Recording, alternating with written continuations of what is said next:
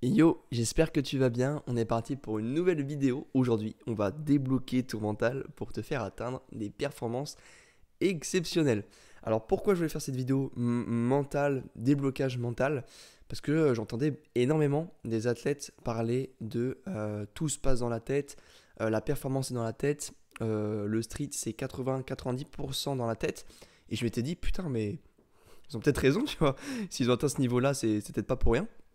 Sauf que euh, moi et la tête, ça faisait un peu deux. Genre, j'arrivais pas à comprendre ce qu'il voulait dire. J'arrivais pas à me dire, mais pourquoi ça se passe dans la tête? Genre, parce que c'était quand même un travail de force et de muscle.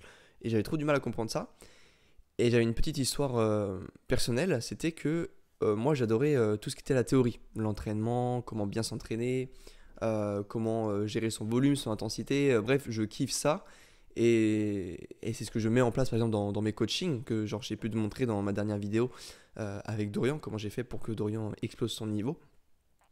Et du coup, quand j'ai commencé à full théoriser le street, c'est là en fait que je progressais potentiellement le moins vite. Ou du moins j'avais une bonne phase de progression et après plus rien. Parce que j'étais en mode, mais il manque un élément, il manquait une clé. Et je me suis dit, putain, c'est peut-être le mental en fait, cette clé. C'est peut-être ce truc-là qui me manque. Et je me suis dit, ça va être peut-être un élément déclencheur. Et cette vidéo, en fait, je vais pas te mentir, hein, je suis pas préparateur mental. Je j'ai pas des sciences de neuro. Comment t'appelles ça? Neurosciences. Bref, je connais pas le cerveau humain à la perfection. Là, ce que je te donne aujourd'hui, c'est vraiment comme un enfant qui a découvert, je sais pas, un nouvel insecte dans la forêt qui veut le montrer à ses copains. Là, c'est un peu la même chose. J'ai vraiment en fait créé des choses par rapport à mes années d'expérience, par rapport à tout ce que j'écoutais, par rapport bref, à des recherches que j'ai fait également sur Internet. J'ai fait un petit peu de recherche pour cette vidéo et je vais te dévoiler tout ça aujourd'hui. Et ça va vraiment, j'espère, t'aider à franchir un pilier dans ta progression en street. Voilà. En tout cas, je me présente très rapidement. Si tu ne me connais pas, moi je m'appelle Lucas, je suis coach du coup en street depuis maintenant 2 ans et j'ai aidé des dizaines d'athlètes à atteindre leur plein potentiel dans le street. Et aujourd'hui, si jamais toi tu as entre 20 et 30 ans et que tu veux débloquer tes performances en seulement 3 mois grâce à mon accompagnement privé, eh ben, tu peux cliquer sur le premier lien qui est dans la description. Je t'offre un bilan 100% gratuit où en fait je vais t'aider dans un appel avec moi à mettre des choses en place pour te faire atteindre ton objectif. Donc peu importe ta situation, l'appel va te permettre d'avoir un maximum de valeur privée pour que tu progresses. Voilà, et tout est gagnant à l'intérieur. Et si jamais dans l'appel je vois qu'on peut travailler ensemble, et ben je te le dirai. Et si je vois qu'on peut pas travailler ensemble, je te le dirai pas. Voilà. Donc on va commencer tout de suite. Hop, avec la pyramide de Dilt. J'espère que tu vois bien ici. Pyramide de Dilt que j'ai découvert du coup en faisant mes recherches, c'était une pyramide qui permet en fait de, comment dire, de juger une identité et savoir en quoi elle influençait sur ton environnement. Donc tu vois, l'identité, environnement, tous les termes que je dis vont se retrouver là. Pour faire simple, en gros, ce que le sens de ta vie et ton identité va jouer sur tes croyances, vont jouer sur tes capacités, vont jouer sur ton comportement, vont jouer sur ton environnement. Entre guillemets, identité, je prends un truc très simple. Par exemple, pour l'école, je n'aime pas l'école. J'aime pas l'école. De toute façon, le bac ça sert à rien. Ok. Le sens, à quoi je contribue? Le bac ça sert à rien. Ok, ça c'est le sens de l'école, hein. Donc un sens plutôt négatif. Identité, du coup, qui suis-je? L'identité peut être dit par exemple, je suis né à l'école, je suis nul en maths. Non, ça peut être une identité que tu te mets toi-même, que les profs te mettent, que tes proches te mettent, ou que ta famille, par rapport, par exemple, aux résultats que tu as. Du coup, ça va décroître des croyances et des valeurs. Je suis nul en maths, donc bah, les maths, ça sert à rien. Les maths, c'est de la merde. Voilà, donc ça, c'est les croyances que tu pourras impliquer dessus. Donc tes capacités, bah, tu vas pas chercher à être fort en maths, tu vas pas chercher à progresser, tu vas avoir un comportement qui va te permettre d'avoir des mauvaises notes et ça va influencer sur ton environnement où tes proches, bah, du coup, vont pas forcément t'aider à être plus fort en maths. Donc voilà, tu comprends un petit peu le sens de cette pyramide et tu peux le mettre sur n'importe quel contexte. Et moi, je voulais te parler du contexte du street. On va parler du street et prendre le même exemple pour le street. Le sens du street. Pourquoi tu fais du street? Genre, c'est con, hein, mais est-ce que tu t'es déjà posé en disant, ok, pourquoi je fais ce sport? Est-ce que je le fais pour moi? Est-ce que je le fais pour les autres? Est-ce que je le fais pour avoir de la reconnaissance? Est-ce que je le fais pour faire des compétitions? Bref, tout ça va créer ton sens. Ton sens et ton identité, du coup. Euh, Parce que je reprends mon exemple, moi je me suis toujours dit, je serai jamais champion du monde. C'est un truc, je me suis ancré dans la tête en me disant, non mais mes capacités sont trop nulles, je suis trop nul, je pourrais jamais être champion du monde. Et ça je me le répète encore aujourd'hui, hein.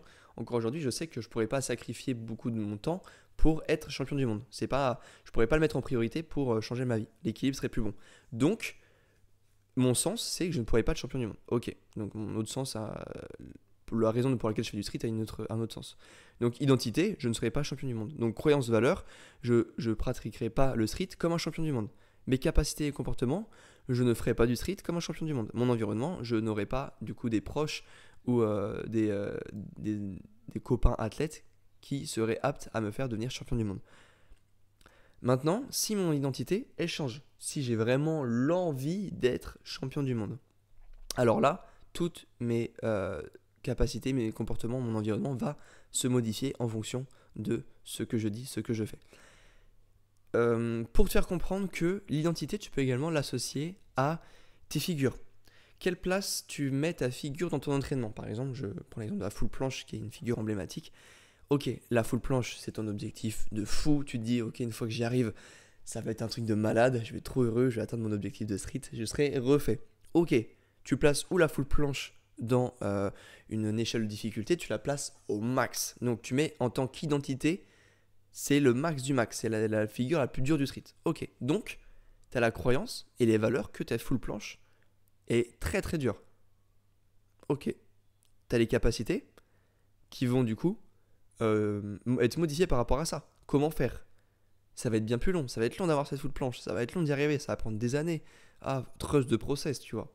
Mon comportement, dans les séances, bah non, je vais pas faire des full planches. C'est dur, tu vois. C'est des séances dures.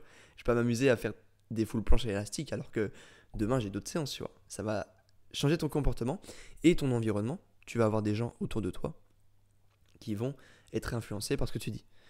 Maintenant, du coup, tu comprends que la pyramide, on peut la lire dans les deux sens, hein. Ça part pas d'identité pour aller à l'environnement et ça part pas forcément de l'environnement pour aller à l'identité. Chaque palier a, on va dire, son indépendance sur l'autre.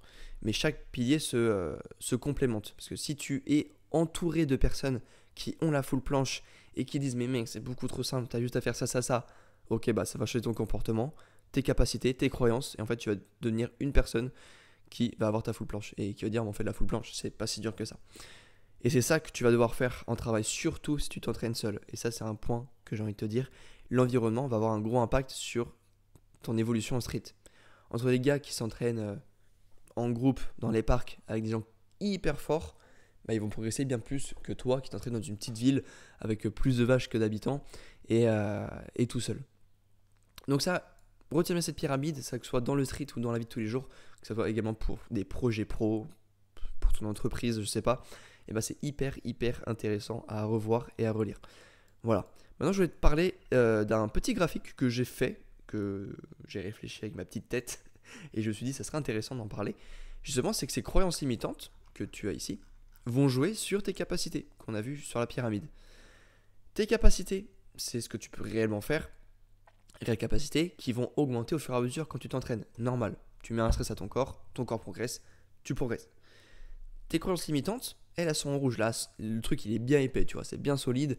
Tes croyances limitantes, elles vont pas bouger. La full planche, c'est dur. Ok. Ouais, mais je progresse en force.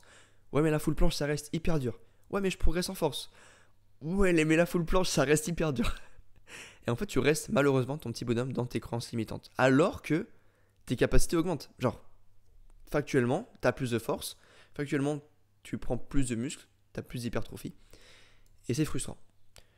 Nous, on ne veut pas rester dans ce cas numéro 1, c'est vraiment le cas de la stagnation assurée. Si je veux continuer le graphique derrière, bah mine de rien, tes capacités ne vont plus augmenter parce que tes croyances limitantes vont bloquer la progression. Donc en gros, dis-toi que là, ça serait copier-coller ce cercle-là. Le cas numéro 2, c'est que tes croyances diminuent. Ok, tu as des capacités réelles, mais tu ne les connais pas encore. Mais par A plus B, tu arrives à diminuer tes croyances limitantes. Ok, en fait, finalement, bah, la full planche, c'est pas si dur que ça. Tac, tu réduis l'épaisseur de ta croyance limitante. Ah ok, mais en fait finalement, je peux avoir la full planche. Genre c'est possible, tac. Et là, tu rentres réellement dans tes capacités. Et là, par exemple, si le graphique continue, et bah, le cercle en vert continuerait de grossir avec le bonhomme à l'intérieur. Pourquoi on a deux cas différents? Si je voulais mettre un peu plus de détails sur ce graphique, je pourrais dire que l'identité du petit bonhomme bleu se modifie. L'identité ici reste la même. Il y a toujours la même identité du début à la fin, même si ses capacités augmentent, c'est la même identité. Ici, il y a forcément un truc à modifier. Soit son identité a été modifiée, soit son environnement a été modifié. Il y a un truc qui a fait qu'il ait réussi, le petit bonhomme bleu, à enlever ses croyances limitantes. Et ça va être ton objectif, ça va être d'arriver dans ce cas numéro 2. Et justement, on va venir juste après en disant comment faire. Alors ça, c'est un truc, je l'ai sorti de mon cul, mais je me suis dit, putain, c'est quand même pas mal. Je l'ai vu personne en parler, personne dire comment faire pour parler du mental, parce que tous les athlètes de haut niveau te disent, ok, c'est le mental, mais comment faire pour y arriver? Et j'ai eu une petite théorie que je suis encore en train de tester aujourd'hui, mais qui m'a bien aidé à passer un cap et du coup arriver à ce cas numéro 2, à être vraiment dans mes vraies capacités, du moins m'en approcher le plus. C'était en fait de travailler sur 3 types d'efforts différents. Donc tu vois ici qu'il y a la flèche perception de la difficulté. GTG, ça veut dire quoi? Ça veut dire grise de groove. C'est entre guillemets que c'est quelque chose que tu as acquis en toi, que tu peux faire n'importe quand de ta journée. Bref, c'est une figure beaucoup trop simple. Donc là, c'est le niveau 1. 100% acquis, c'est trop simple. Moi, je prends l'exemple d'une pompe. Par exemple, tu peux faire des pompes. Là, si je me lève et que je fais des pompes, je vais pas me blesser. Je sais que c'est acquis, c'est trop simple. Warm-up, l'échauffement, c'est quelque chose qui va être de 75% acquis. Donc l'échauffement, c'est quelque chose que tu sais faire. C'est pas non plus hyper simple, parce que sinon ça va pas trop sa place dans l'échauffement, mais c'est quelque chose que tu sais faire. Par exemple, moi, je te montre un exemple après, le handstand.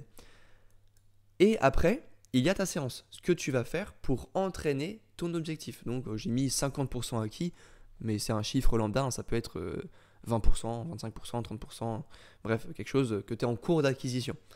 C'est une figure que tu es en train d'apprendre. Et ça sera à faire dans ta séance. Si je prends un exemple, hop, l'exemple c'est ça. Et je vais te montrer en quoi c'est une erreur.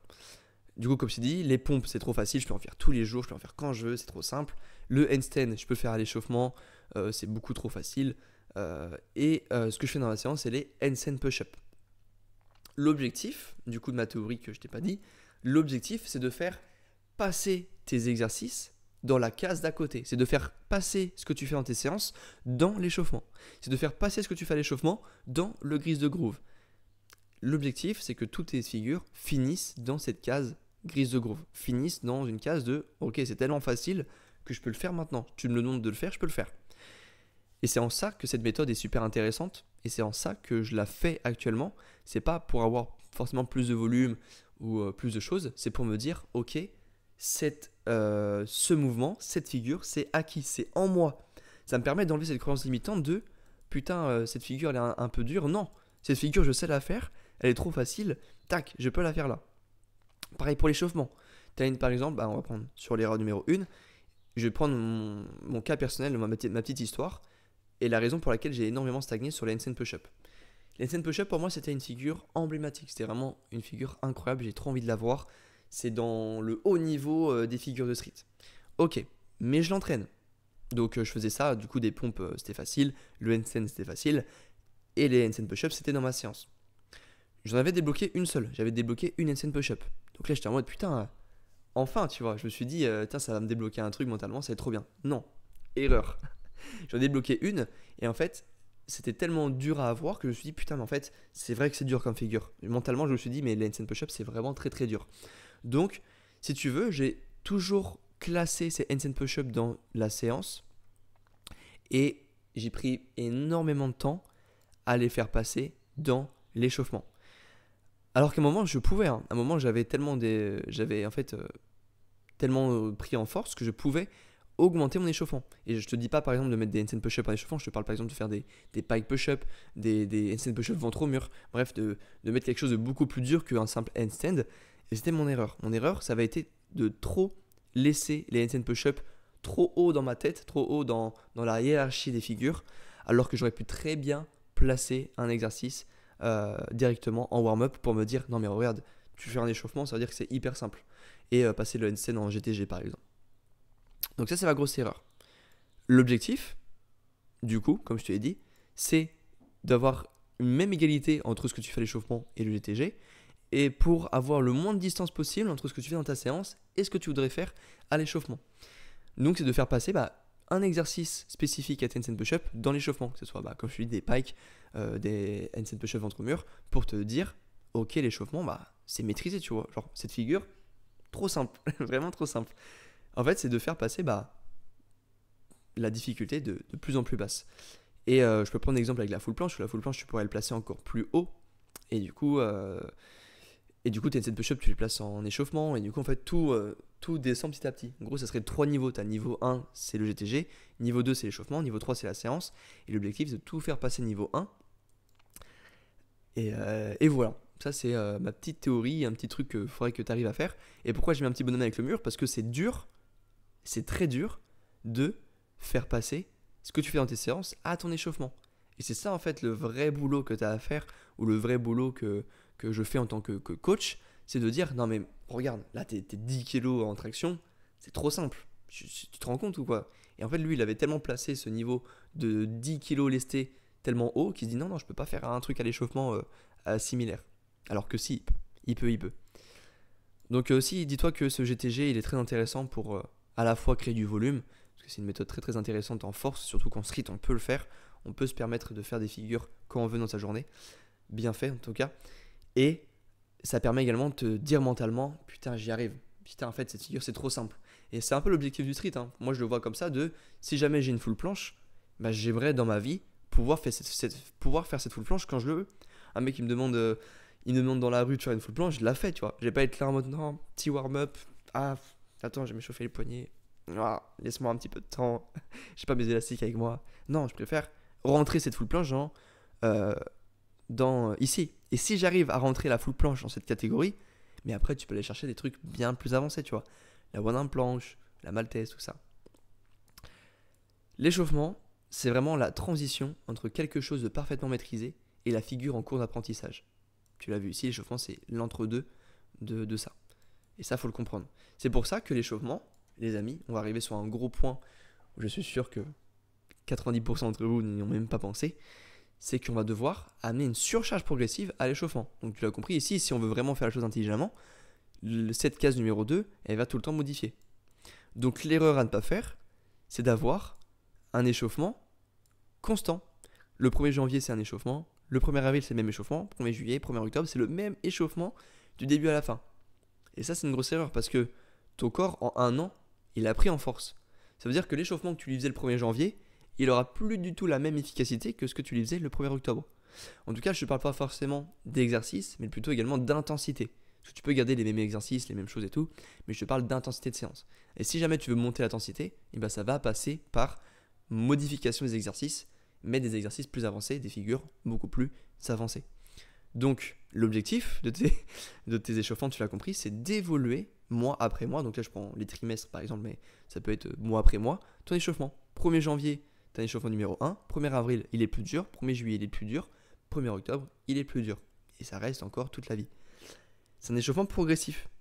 En tout cas, tu as une surcharge progressive obligatoire à amener dans tes échauffements. Bien sûr, elle va pas être aussi rapide que tes séances, mais elle va être obligatoire. Parce qu'au bout d'un moment, tu vas te rendre compte que ça peut être un facteur limitant dans ta progression. Donc voilà le petit point que je voulais dire sur les échauffements, c'était hyper important. Dernier point que je voulais voir avec toi, le travail de bas de forme et de perfect form. Il y a un truc qui se joue beaucoup mentalement, c'est le bas de forme. On a du mal à... Moi, j'avais vraiment cette identité de non, je fais jamais de bas de forme parce que la bas de forme, c'est moche. C'est pas ce que les gens ont envie de voir sur les réseaux et c'est pas ce qui est vraiment efficace. Ce qui est vraiment efficace, c'est de faire des trucs propres, bien maîtrisés, qu'on peut filmer, qu'on peut montrer à ses proches pour avoir des vrais résultats. Grosse erreur. Grosse erreur. Il faut vraiment que tu changes cette identité en disant non, la bas de forme, c'est accessible. Il faut faire de la bas de forme. Pourquoi? Parce que la bas de forme, c'est la clé de la force. On est vraiment dans une recherche de figure et pas une recherche de ressenti musculaire comme en musculation. En musculation, on va vraiment vouloir faire des trucs propres, une bonne exécution pour ressentir ce muscle, pour ressentir l'épaule, le pec, le truc. Nous, on ne travaille pas des muscles, on travaille des mouvements. Et le mouvement, on va être obligé de le passer en bas de forme avant de le faire passer en perfect form. Pourquoi? Le bas de forme, ça te permet de faire des séances très efficaces, d'avoir une intensité parfaite et un dépassement de soi. Parce que si tu rentres en bas de forme, tu vas pouvoir avoir une intensité parfaite. Comparé en dessous, si tu fais du perfect form, tu vas avoir une intensité trop faible. Je te reprends une cas de ma straddle planche par exemple. Si ma straddle planche, je veux la faire perfect form, je la tiens pas 3 secondes. Mais si je veux faire une straddle planche un peu dégradée, là je peux dépasser largement les 5 secondes quand je veux. Donc c'est quoi le mieux entre faire 4 séries de 2 secondes de perfect form ou de faire 3 séries de 5 secondes très forte à intensité max? La deuxième réponse est plus intéressante parce que c'est la deuxième réponse, on va vraiment amener une adaptation à son corps où les épaules vont s'adapter même si la proprioception est pas ouf parce que t'as pas les bonnes activations musculaires pour avoir une perfect form. Ça on s'en fout pour l'instant, nous on veut juste de l'intensité, donc bas de forme. Faut que tu comprennes que le perfect form ça prend du temps et que ça se fait pas au début, ça peut prendre des années, ça peut prendre des mois. Il y en a qui ils veulent à tout prix progresser en perfect form, ce qui est possible, mais crois-moi que c'est vraiment un des facteurs qui te limite. Là j'ai mis des petites étoiles pour te montrer que c'est l'efficacité de tes séances. En tout cas si tu te fais que des perfect form, ta séance va être moins efficace d'un point de vue nerveux, d'un point de vue musculaire que si tu faisais du bas de forme et que tu te dépassais très vénère. Et tu peux voir sur n'importe quel mouvement, sur n'importe quel compét, tu fais des tractions. Si tu fais des tractions au poids du corps, c'est super propre. Si tu fais des tractions à ton max, l'esté, elle sera jamais aussi propre qu'au poids du corps. Et c'est normal. Et on chie pas sur les gens qui font des tractions bas de forme, alors que c'est la même chose en street, tu vois. Parce que les tractions, c'est moins esthétique. Donc, on peut plus dégrader la forme. Alors que ça revient au même principe. Si tu cherches à avoir la traction parfaite avec ton max de lest, tu vas jamais progresser. L'objectif, c'est de déculpabiliser du bas de forme. C'est de prendre des périodes pour améliorer sa technique et de savoir quand il faut faire du bas de forme et quand il ne faut pas en faire. Parce que je te dis pas de faire que du bas de forme, enchaîner, parce que même moi, j'aime pas. Et des fois, j'aimerais bien me dire, ok, j'ai envie de faire quelque chose de propre quand même. Alors hop, tu vas prendre du temps pour faire du perfect form, pour travailler ta proprioception, pour travailler ta technique, bref. Mais le plus important, c'est la première phrase, déculpabiliser du bas de forme, pour modifier ton comportement, pour modifier tes capacités, tes croyances, ton identité et le sens que tu donnes au street dans ta vie. Voilà pour cette petite vidéo. C'est vraiment ce que j'essaye de donner un maximum à mes coachés que j'ai en accompagnement pendant 3 mois dans JLM Calisthenics. Si jamais tu as entre 20 et 30 ans et que tu as réellement envie d'atteindre ton plein potentiel en street et que tu fais face actuellement à un mur et que tu es encore dans la case débutant mais tu n'as plus envie d'y être, tu as envie de passer enfin à des vraies figures, à des trucs stylés et montrer à tes proches et aux gens, waouh, regardez, j'ai envie d'être la personne, j'ai envie d'être l'identité du gars qui fait des trucs stylés, et tu peux réserver un appel premier lien qui est dans la description. On se cale un petit bilan offert, je te dis comment faire pour améliorer ta situation et tu repars avec un max de valeur. Voilà, j'espère que cette petite vidéo t'a plu. Si c'est le cas, n'hésite pas à le me dire en commentaire et tu peux même me dire les différents sujets que tu aimerais que j'aborde avec ce petit format-là que j'aime beaucoup en facecam où je te donne un max de valeur. Voilà, c'était Lucas, je te dis ciao, à la prochaine.